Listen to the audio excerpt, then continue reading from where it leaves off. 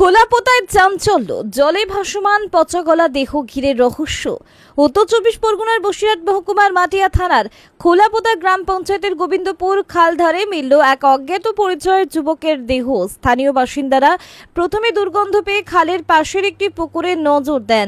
এরপরই দেখা যায় জলে ভেসে আছে এক যুবকের পচা গলা দেহ। খবর পেয়ে দ্রুত ঘটনাস্থলে পৌঁছায় মাটিয়া থানার পুলিশ দেহটি উদ্ধার করে ময়নাতদন্তের জন্য পাঠায়। প্রাথমিক অনুমান দেহটি জলে পড়েছিল বেশ কয়েকদিন ধরে। এখনো পর্যন্ত মৃত যুবকের নাম ও পরিচয় জানা যায়নি। বয়স আনুমানিক 32 থেকে 35 বছরের মধ্যে বলে পুলিশের ধারণা। দুর্ঘটনার তদন্ত শুরু করেছে মাটিয়া থানার পুলিশ। এলাকায় ছড়িয়েছে ব্যাপক চাঞ্চল্য। সকালে উঠে দু একজনের কাছে শুনছি একজন পড়ে আছে, খাল পাড়ে পড়ে আছে। এইবার নিজে এসে যেটা দেখলাম, পড়ে নেই, জলে মানে খালে পড়ে আছে এবং মৃত অবস্থায়।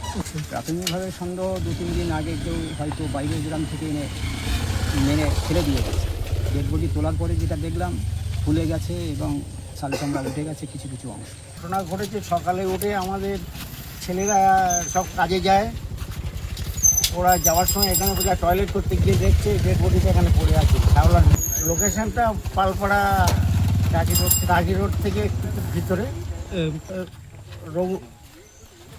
রঘুনাথ দাসের পুকুরে। শরৎবাবুকে ফোন করি, জেলার চেয়ারম্যান শরৎবাবু থানাকে ফোন করে।